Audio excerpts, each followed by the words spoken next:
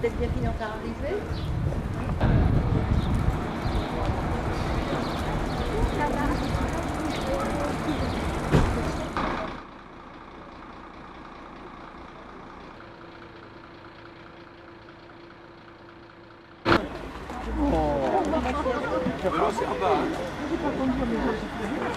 Bah, normalement, c'est des mini fleurs.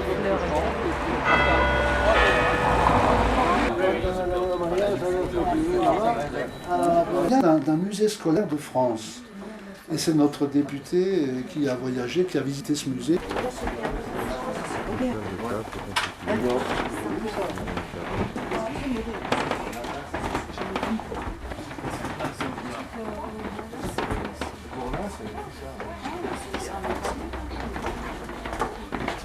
Ça a été recueilli par les collègues qui ont des bancs voilà, de différentes origines. Donc ça se trouvait dans un autre musée. D'ailleurs, c'est un peu dommage, notre ancien ministre avait décrit, donc ce serait peut-être pas mal. En tout cas, c'est toujours très apprécié des collègues, d'ailleurs, pour faire des preuves aussi. Voilà. Mon cher ami, puisque tu as... Il n'y a pas d'autre là. Ah, là, il y en a peut-être. Oui, attends, je cherche. Dans l'autre sens, d'accord. On fait quoi dans l'autre Ah, ça dépend. Comme ça? Ah non, non, non. Vous les faisiez jusqu'à l'autre ligne en haut? Jusque là, jusqu'à celle-là, parce qu'il fait 2 lignes de hauteur. Sinon, il ne faut pas qu'il soit si haut là. Pour moi, il est bien. Attendez, Et mais vous c'est l'écrivez toute la par ligne exemple que des tu dois faire. géants. Hein. Non, mais Ah oui, pour moi, virgule, t'en as un autre. le B, s'il est comme ça, il est dans ce petit chemin-là, à ce moment-là. Ah oui. Ah oui, là, la partie qui remonte est Voilà. trop haute. Oui, la partie. Ah oui. Ou bien alors, il est aussi grand, je le fais monter jusque-là. Et à ce moment-là, Vous prenez le double. Ok, je conviens avec vous. C'est une faute. Allez, vous me pénalisez. Faites voir le modèle. Il y avait un modèle là-bas. Fameux cahier de comme ça. roulement de 1929. Donc c'est là qu'on avait le H, c'est pareil. pris un petit peu des C'est modèles. ça. Quand on Oui, regarde j'ai ça fait un maintenant, modèle. des gamins de 11 ans, 12 ans. Hein.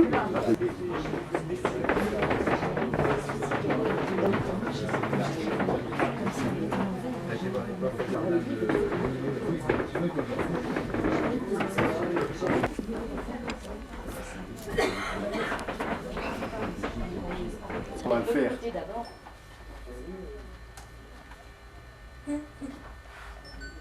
On tourne. Ça y est? C'est le vrai alcoolique ne peut pas tenir si longtemps. Bon alors attention, 1, 2, 3, on tourne.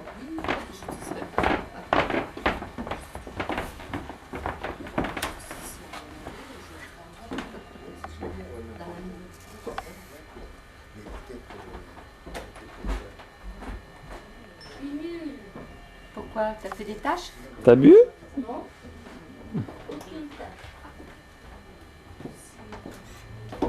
Ah, ça me rappelle un souvenir, ça.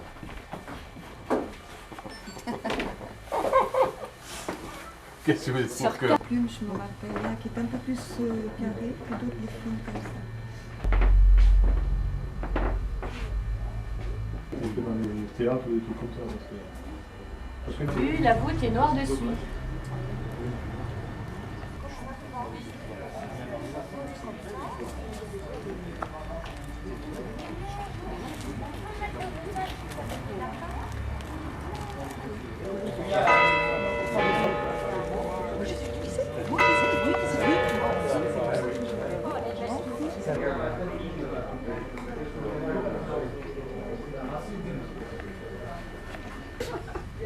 T'as plus un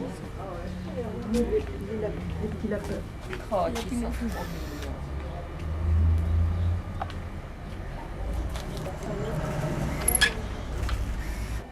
Oui, c'est dans la charge de l'école.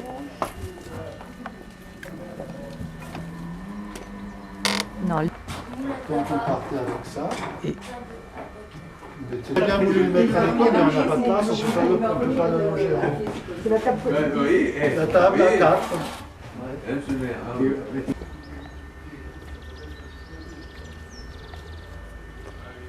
ah, ça, tu...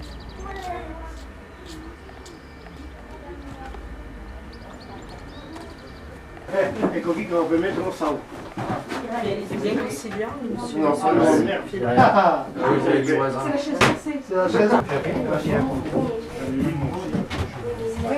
Ah, une comme ça. Parce que ça revient. Il retrouvera un peu ses sensations.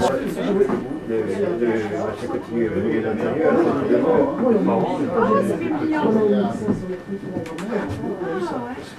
Personne ne le change. Et il se lève la jamais grand-mère pour dort. servir. C'est comme chez nous. Et des œufs de bon.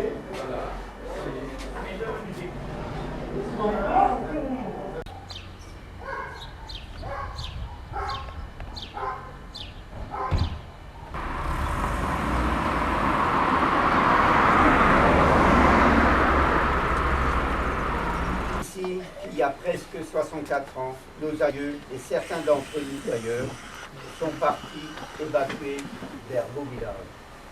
À l'époque, il n'y avait cependant pas de bus climatisés qui pouvaient circuler sur les autoroutes, et c'est dans les trains qui avançaient, puis reculaient auprès des convois militaires que les habitants de Rochefort sont arrivés chez vous en route de Vienne, après plusieurs jours d'un voyage chaotique. 200 familles ont été accueillies à Vérac et une cinquantaine à Verneuil. Loin de leur ferme, loin de leur village, les Alsaciens ont dû s'accommoder d'un autre mode de vie que le leur. Et les plus anciens ont dû surmonter les difficultés à parler français pour communiquer avec leurs hôtes limousins, qui eux-mêmes s'exprimaient habituellement en patois. Sans y avoir été préparées, les familles de Vérac et de Verneuil, quant à elles, ont dû faire un peu de place, se sacrifier pour ces Français venus d'une bien lointaine contrée qui n'a ni les mêmes traditions ni les mêmes habitudes. Tous ces épisodes ont été relatés au travers de témoignages personnels et de photos présentées, qui sont d'ailleurs exposées dans la salle, organisées par quelques bénévoles, parmi lesquels Pascal Schnitter et Christophe Copper, présents ce soir. Alors que nous accueillons une délégation de vos villages, permettez-moi encore une fois de remercier vos deux communes pour l'accueil et les moments de partage que vous avez réservés jadis aux gens de Rochefort. De retour en Alsace, après la défaite française, ceux-ci retrouvèrent leurs champs et leurs maisons. Mais ils durent surtout subir une nazification omniprésente dans une région annexée de facto au Reich hitlérien. En 1942 commence l'incorporation de force de plus de 120 000 hommes, mais également des femmes. Vont être intégrés dans la Wehrmacht contre leur gré et sous peine de représailles. Certains de ces Alsaciens firent partie de la division SS Das Reich qui, en juin 1944, massacra les 640 habitants d'Oradour-sur-Glane. Cet épisode a profondément marqué l'Alsace, car en janvier 1953, le tribunal militaire de Bordeaux, qui devait juger les coupables de ce crime de guerre, ne fit comparaître que 21 comparses, parmi lesquels 12 malgré nous, sans aucun officier.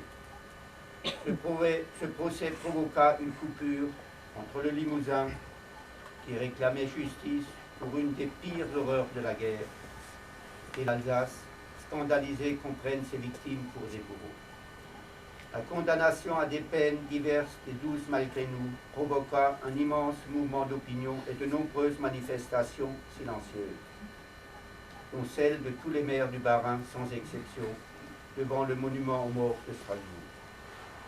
Pour mettre fin à ce trouble, l'Assemblée nationale vota une loi d'amnistie qui ramena le calme dans les esprits. En novembre dernier, lors de notre venue en Haute-Vienne, pour l'inauguration de la place de Rochefort à Verneuil, nous avions eu l'occasion de visiter le village martyr et le mémorial d'Oradour, accompagné par M. Pétignot et certains de ses adjoints.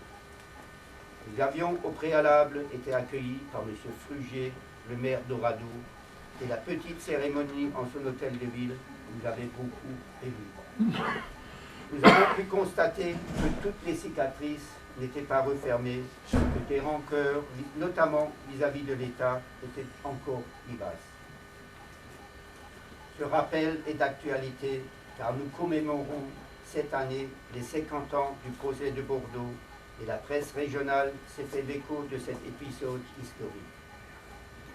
Jean-Laurent Vonneau, professeur à la faculté de Troyes, homme politique et également historien, est revenu sur tous les dysfonctionnements de ce procès dans un ouvrage que je serai heureux d'offrir à vos deux communes.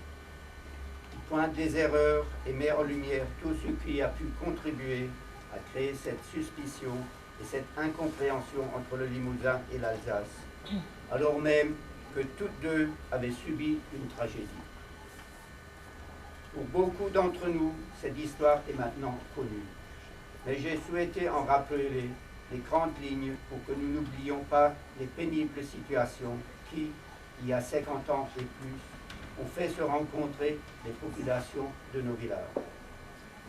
À l'heure où se termine le conflit en Irak, je crois qu'il est sage d'accomplir ce devoir de mémoire et de rappeler, lorsque cela est nécessaire, les souffrances qu'ont endurées nos familles pendant la guerre pour que les jeunes générations tirent toutes les leçons de ce passé. C'est dans ce sens également qu'il est nécessaire que cette évocation historique réunisse nos trois communes. Pour autant, et au-delà de cet aspect, nos rencontres doivent nous permettre de mieux nous connaître, de vivre ensemble le présent en regardant l'avenir. La découverte de l'autre est toujours enrichissante. C'est une ouverture d'esprit qui permet de s'interroger sur ses propres pratiques. Ainsi, hier soir, nous avons eu, avec vos deux maires, Mme Azière et M. Pétignot, une discussion fort intéressante sur la nature et les moyens de nos structures intercommunales respectives. Tous ces moments partagés nous réchauffent le cœur et nous sommes heureux de vous accueillir. Nous espérons cependant être à la hauteur, car aussi bien à Vérac qu'à Verneuil, les séjours passés ont été princiers. Et là encore, je vous adresse à nouveau mes remerciements.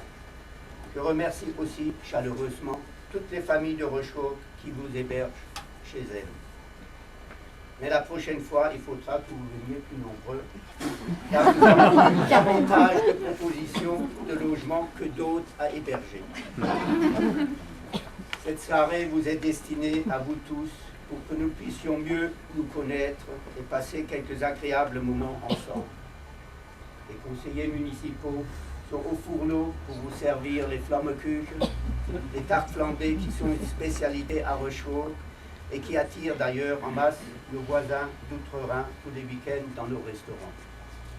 Je vous souhaite encore un agréable séjour parmi nous et pour la journée de demain, je vous propose d'y revenir un peu plus tard dans la soirée.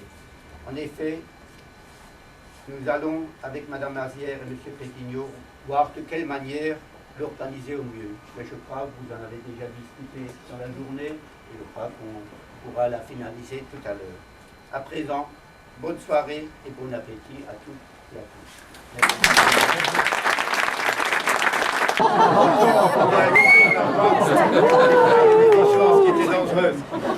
Donc, mesdames et messieurs, en vos mérites, que je sais qu'ils sont grands, et à vos fonctions, qui je sais qu'ils sont essentiels à la bonne vie d'une communauté.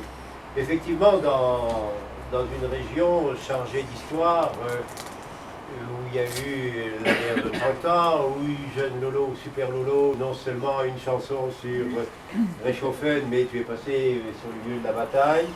Lorsque vous êtes venu sur Verneuil, nous étions à quelques jours du 11 novembre, et là nous sommes aux quelques jours du 8 mai. Il est donc important quand même de rappeler ce que c'est qu'une commémoration.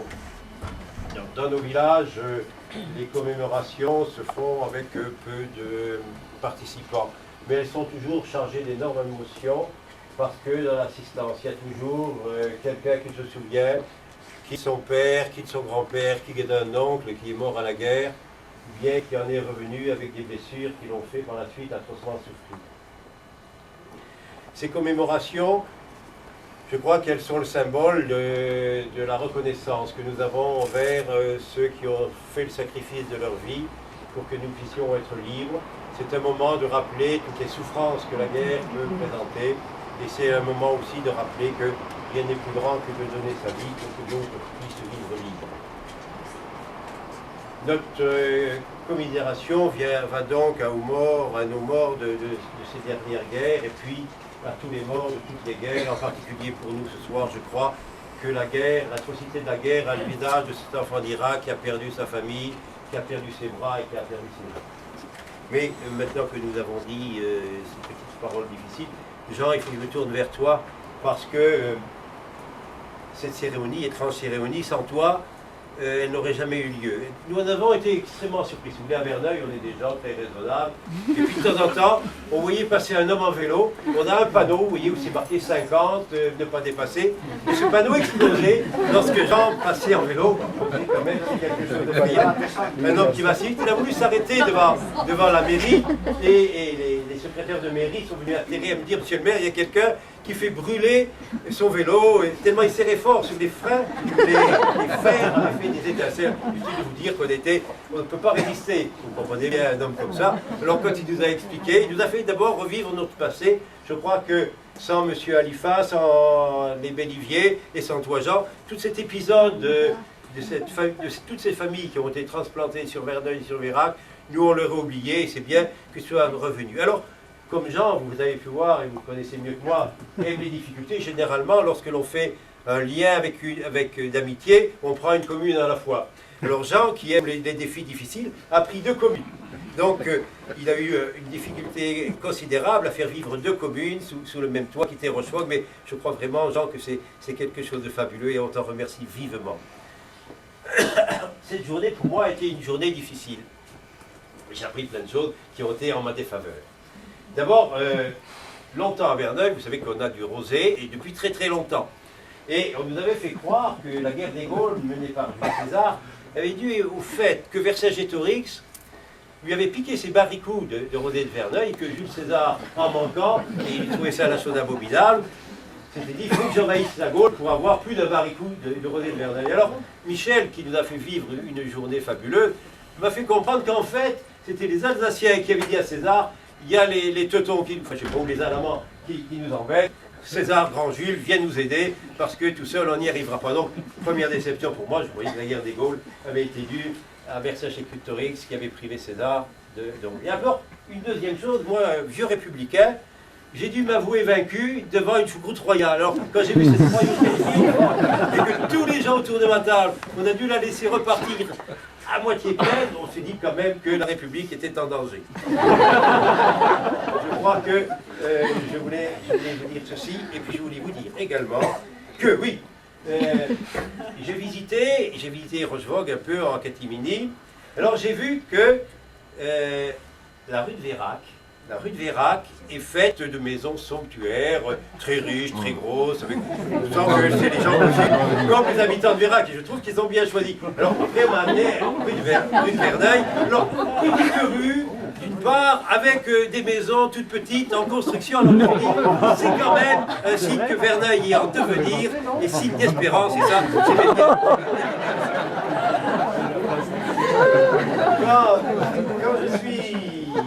Quand je suis venu dans votre belle province, je vais vous dire quand même un secret. Avant de venir ici, Verneuil, il y a quelques années, s'appelait Verneuil des jolies filles. Et puis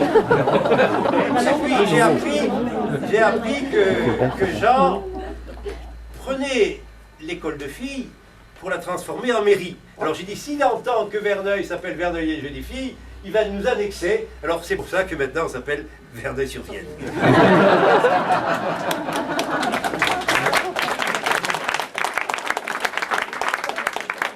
Alors, quelques épisodes locaux un peu tristes.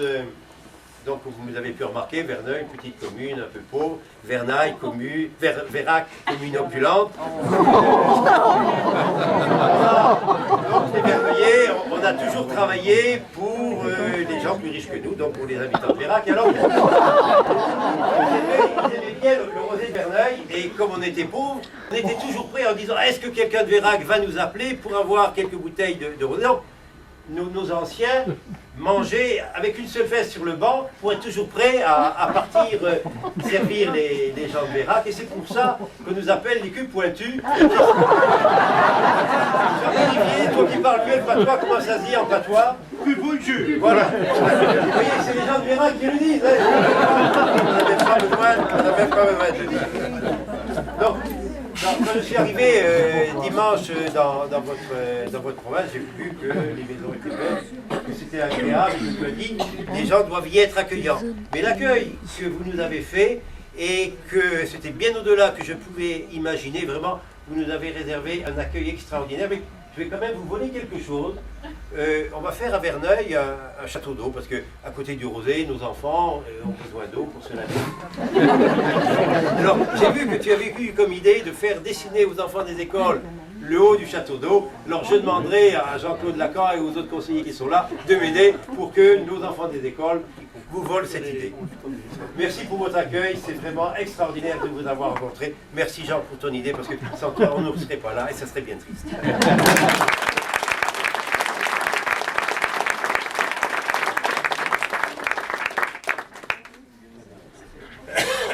Monsieur le maire, mesdames et messieurs les élus, mesdames et messieurs, et je crois que je peux dire chers amis. Pour la deuxième fois, je me trouve dans cette belle salle qui est la Maison des œuvres et de la culture, et c'est une 4e rencontre avec certains d'entre vous. Je crois inutile de préciser toute mon émotion et tout le plaisir renouvelé d'être avec vous, et soyez remerciés pour votre accueil si chaleureux. Depuis la visite de Pascal Schnitter en juillet 1999 à la mairie de Vérac, beaucoup d'événements dans nos communes respectives ont permis de rompre le silence qui s'était installé sur l'histoire douloureuse vécue par de nombreuses familles de votre village. L'initiative remarquable prise par Annie Meyer, Christophe Kocher et Pascal Schnitter d'organiser une exposition 60 ans après, intitulée Rochevogue en Haute-Vienne, un voyage dans l'histoire, a contribué grandement à la reprise de nouveaux contacts. Les délégations de Vérac et Verneuil-sur-Vienne, présentes à cette occasion, ont été particulièrement émues par la richesse de cette exposition qui a connu un grand succès. Bien sûr, au plan historique, mais aussi la qualité de documents, de souvenirs, témoignages, photos, retraçant ce périple en Haute-Vienne, mais plus précisément à Verneuil et Vérac. J'ai été très émue de voir que beaucoup de photos et de souvenirs ont été ressortis. Et je l'ai dit à Jean et à Pascal tout à l'heure, à Vérac, je pensais fort, mais bon, je disais, oh, s'ils pouvaient avoir eu l'idée, mais je disais, c'est peut-être compliqué. Et j'ai été très heureuse de voir ce soir que tous les habitants de Verneuil et de Vérac ont pu consulter ces documents extraordinaires. Que d'émotions, comme le disait tout à l'heure Jean, avec lui aussi beaucoup de souvenirs, que d'émotions pour les plus anciens qui ont vécu cet exode du 1er septembre 1939 au 3 octobre 1940 et qui ont pu, lors de cette exposition et de cette préparation de cette exposition, qui ont pu exprimer ce qu'ils gardaient tapi au fond du cœur. Ce réveil des mémoires en présence de leurs descendants qui ne connaissaient pas ce passé si douloureux a pu se faire grâce à ce travail formidable pour la mémoire. Il faut dire aussi que beaucoup d'entre nous, à Vérac notamment, nous avons découvert cet épisode douloureux qui s'est déroulé dans notre commune. Le classement de nos archives communales nous a permis de retrouver la liste nominative des réfugiés de Rochevogue au nombre de plus de 200. Et lors de l'exposition de celle-ci, au Mont-Martin, nous avons eu le plaisir, pour la première fois, d'accueillir 6 d'entre vous, dont la plupart sont là ce soir. Ils sont tous là d'ailleurs. Cette première rencontre sera suivie de bien d'autres. À chaque fois, des échanges sur cette période ont été riches pour nous toutes et tous. De nombreux souvenirs sur la vie partagée pendant cette année sont remontés à la surface. Le départ précipité de Rochewoog, le voyage de 3 jours pour la Haute-Vienne dans les wagons de marchandises, puis l'arrivée à la gare de Vérac et ensuite la répartition des familles dans une vingtaine de villages. Un contact forcé entre deux régions, que tout, langue, culture et mode de vie opposés. Difficulté aussi notamment de l'obstacle, comme Jean le rappelait tout à l'heure, de la non-connaissance de la langue française. Puis, petit à petit, cette difficulté de langage a été surmontée et les relations sont devenues plus amicales, plus humaines et plus solidaires. La situation des réfugiés et les rapports avec la population se sont améliorés et des liens affectifs se sont noués. Ce cheminement nous a renforcés dans l'idée commune que le passé et l'histoire ne doivent pas s'oublier, mais au contraire, être gardés en mémoire afin qu'ils ne se reproduisent pas. Notre présence aujourd'hui en Alsace, votre accueil aussi chaleureux, comme l'a souligné mon collègue de Verneuil, pour nous, ça fait déjà plusieurs fois et c'est toujours un accueil aussi formidable. Alors, je ne sais pas, tu dis princier pour ce qui concerne Verneuil et Vérac, mais moi je ne sais plus, ou alors il faut que je dise royal, mais bon, on m'embête un peu, mais c'est vrai que l'accueil est extraordinaire. Et cet accueil, toujours aussi chaleureux, pour ma part, je pense qu'il démontre mieux que n'importe quel discours la volonté des uns et des autres de tirer justement les leçons du passé et de faire en sorte que se renforcent des liens d'amitié pour le présent, mais aussi pour l'avenir. Que soit préserver la paix et la démocratie, c'est en tout cas les vœux que nous formulons en toute sincérité. Encore une fois, je souhaite renouveler mes remerciements à chacune et chacun d'entre vous pour votre accueil et aussi à la découverte de cette région d'Alsace si belle et si souriante, et on en a encore eu le témoignage aujourd'hui. Merci de tout cœur à Jean Laurens, votre maire, à vos élus, à toutes les familles qui nous accueillent encore cette fois-ci lors de ce séjour, pour leur attention toute particulière. Je souhaite bien sûr de prochaines rencontres dans les mois et années à venir, et sachez que vous serez toujours les bienvenus à Vérac et accueillis de grand cœur. Bonne soirée à tous et merci. Je voudrais aussi remercier Michel, qui encore cette fois-ci est exceptionnel. Et merci pour... Il n'a pas fait courir cette fois. Non, ça y est.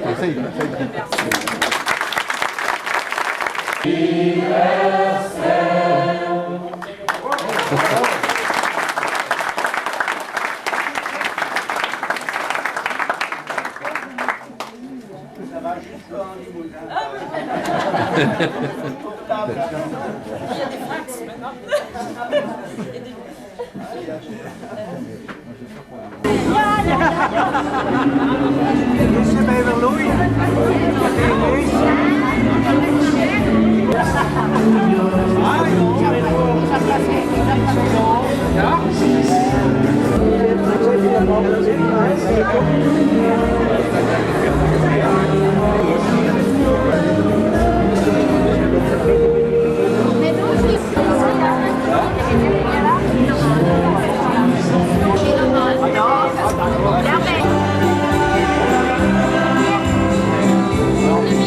Alors, je vais prendre la Carola.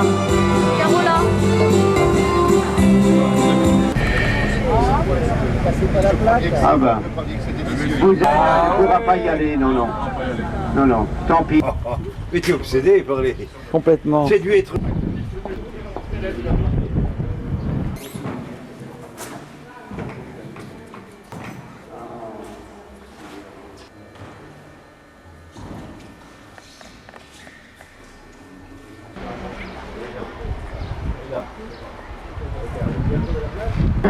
il a fleuri. Et après, l'école des filles donnera à la mairie, et ça donnera sera un souvenir de l'an 2000, un calvaire contemporain. Ouais.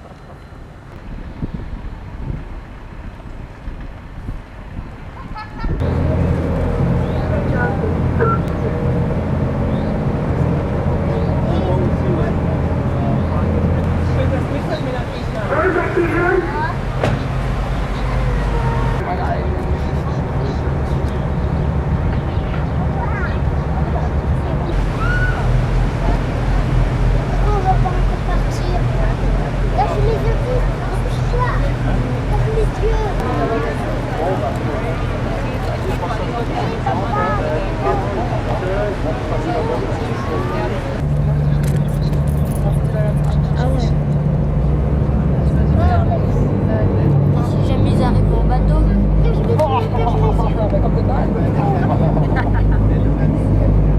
Jonathan là.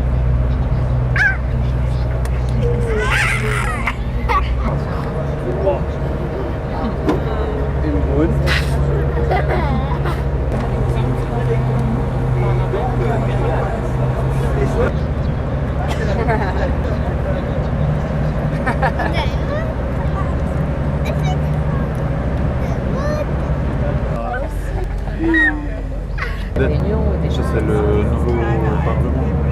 C'est l'IPEF.